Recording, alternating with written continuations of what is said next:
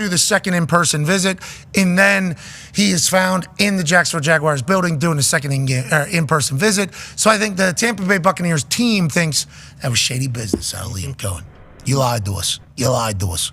Well, Shad Khan has seemingly got his guy, and he was trying to tell Cohen as such. And was there a chance that Liam Cohen said, I'm not coming here with Bulky? Why the hell would I do that?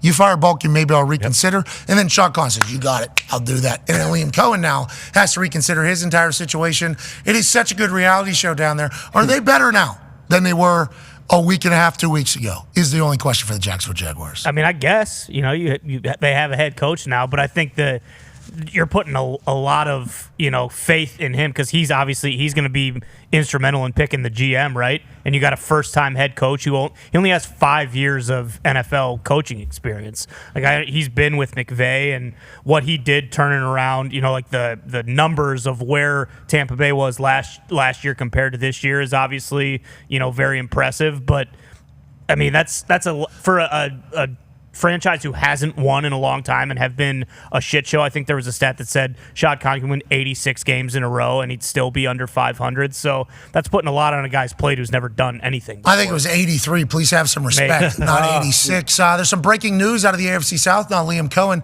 Bobby Slowik is no longer, Booby Slowik, Adam Schefter's reporting, is no longer the Texans offensive coordinator. Wow. In the span of 1 year, Slowik went from being a hothead coaching candidate to now looking for work. There's multiple jobs. There are multiple places that are looking for offensive coordinators. Can we put that graphic up, the places that are, including the Detroit Lions? Detroit, yeah. Who are certainly looking for an offensive coordinator. Las Vegas with Pete Carroll. Chicago Bears have Ben Johnson. You assume he's going to call plays. And then Seattle Seahawks, they lost Grubb, remember? We assume he's going to go down to Alabama to join Kalen DeBoer. They still have yet to hire an offensive coordinator job. And now the Houston Texans have been added to the graphic. Wow. Bobby Slowik's going to get work quickly. Aside from this year with Jaden Daniels, what he and C.J. Stroud were able to do last year without all the injuries that took place this year. Injuries everywhere throughout the Houston Texans offense, especially the key players that they brought in. Stephon Diggs didn't finish the season, didn't play a lot of games. Nico Collins was hurt for a lot of games. Offensive line had injuries down there. Bobby Slowik, obviously, in his second year with C.J. Stroud, not as great as he was in the first year, but they get a playoff win, and now he's going to be heading to a place that's trying to build a brand new culture. What a play for Booby. I feel like he's probably okay with this move. Now, anytime you have to move or you get released, that sucks. He's going to find work quick, though. Yeah, I mean, he was the belle of the ball last year when Ben Johnson said he's coming back. So we'll see. I don't know. I mean, Detroit, I feel like would be awesome for him. Like, you go to the number one offense in the entire NFL, and of course you are, a guy that is coming off a year where you're supposed to be a hot head coaching commodity. But to Tone's point earlier too, if the Raiders are doing like a 3-year, hey, let's turn this around and then hire a new guy after Pete Carroll, like Slowik as the OC in Vegas would be the perfect kind of prince who was promised over there too, unless Carroll has his staff kind of already planned. And we saw his work with a rookie quarterback. Now, who knows if that's the way the Raiders are going to go, or are they going to go with a veteran? Who knows what decision Pete Carroll makes? Russell Wilson's available. Oh. Is he?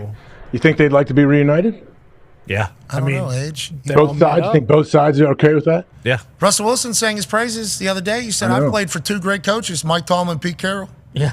Didn't he? Yes, he That's did. it? He certainly did. I don't want to lose Russ, but it makes sense. You said you wanted Russ back the other day. You mean right after he was on the show? Yes. Yeah. Even when he was on the show, I think you said. Yeah, I did. You did. And I'm just saying it makes sense in Oakland. it's Vegas. Don't You just want the best for Russ? Is that what? Don't even Yeah, I go to just the want the city. best. I just want the best for Oakland. Russ. I mean, they haven't Play relevant baseball? in a long time. Yeah, I mean, there's a chance Russell Wilson is back with the Steelers, seemingly indicating no, the internet, after Russell Wilson's appearance on this show, which was 500x better than I thought it was going to be. Loved it out. Whenever we heard he was potentially available for the program, my first thought was like, oh, I don't know if we should do that. Obviously, the whole Let's Ride thing, everything else, I don't know if we should talk to Russell Wilson. And obviously say yes because it's Russell Wilson. And then leading up to it, I'm like, this is going to go bad. This is going to go bad. I know it's going to be bad. We'll put this right next to Jerry Rice's pitiful, terrible performance on the show. Yeah. I assume that's what this is going to be. Instead, I came away thinking, I love Russ. I appreciate Russ. Feels like Russ is always Russ. Some people are going to hate that forever because he is Russell Wilson, and that type of mindset can obviously turn people off. But he's going to have work. So is Bobby Slowik. DJ. So is Bobby Slowik. Yeah, but think about with Bobby Slowik, he was, like we said, he was the absolute guy. Like, he was one of the dudes that was getting a head coaching gig. So I just think it shows how quickly you can go from that. Yes, of course, there are multiple teams that want him as their coordinator, but when you get a head coaching opportunity, you got to take it, I think. Well, and there's a head coaching opportunity in Texas that maybe is still available for Bobby Slowik to go interview. Schottenheimer, who at one point when he was the Jets offense coordinator with Rex Ryan, Mark Sanchez, they were having success, had like 2 head coaching opportunities. Instead, whoever was the owner at the time, was that Woody? I doubt it.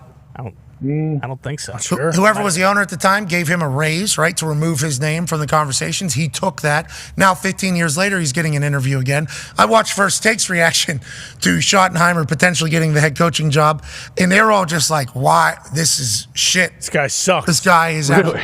As a guy who had a chance to be around Shotty in Indianapolis, I think he's a great dude. Obviously, grew up in the NFL, grew up in football with his dad being a legendary coach. I didn't think he was going to be the Cowboys guy either, but now that it's starting to happen, maybe he'll be there. Maybe Bobby Slowik gets an opportunity to be with Jerry Jones and the Dallas Cowboys. Maybe he does get fired from one job and become a head coach within the same state. That is still on the table, Ty Schmidt. Yeah, without a doubt. I mean, I don't think we have any idea what the Cowboys are going to do. One day it's, hey, Shotty's going to be the guy. The next day it's, hey, Jason Witten came in and knocked Jerry's socks off. And then Jerry still is kind of thinking about Dion. And now Bobby Slowik gets let go, and no one really thought that was going to happen. So, I mean, crazier things have happened. Who knows what's going to happen with the Cowboys? I feel like this could drag on for another month and a half, and I wouldn't be surprised. Jerry allegedly reached out to Pete Carroll as well to kind of gauge his interest on being the head coach of the Cowboys. What we do know is there was a report of the average attendance for each home game. Dallas Cowboys are king. Okay, that place is massive. Jerry World is huge. We all know that. 92,972 average attendance. Okay? And they stunk this year. Yeah. They had Cooper Cush playing quarterback. Mike McCarthy was on a lame duck contract. Micah Parsons was doing more in podcasting than he was on the field. Everything was bad for the Cowboys this year. They're averaging almost 93,000 a game, which is 20,000 more than most people in the NFL. It's a business. All eyes are on you. Whoever's the head coach is going to have the spotlight, whether they love it or not, and a fan base that's ready to go. And Jerry's just collecting checks, brother. And there's a reason why he is so damn arrogant. Everything I do works. Yeah. I got people from other teams telling me how I need to operate. How many people you got at your games? That's what I thought. How much is your evaluation of your team? That's what I thought. How many Super Bowls you have? That's what I thought. Everybody needs to get off my ass, which is allegedly why he's doing a solo mission in this entire thing to find the next head coach. Yeah, which is also awesome for us to know, because if it doesn't work out, then we're going to be able to rip on Jerry even harder. But even the next two are funny. Like, the New York market makes sense, but people are still showing up to Jets and Giants games, which is comedy when you think about what a dumpster fire both those places are too. Neither of the, I guess KC's there, but it's not seeing Buffalo or Detroit on there is a little shocking. Is that just stadium? I wonder how Some big places the only stadium- seat like 65,000, though. That's the thing. Yeah, stadium size. Buffalo moving into their new stadium next year.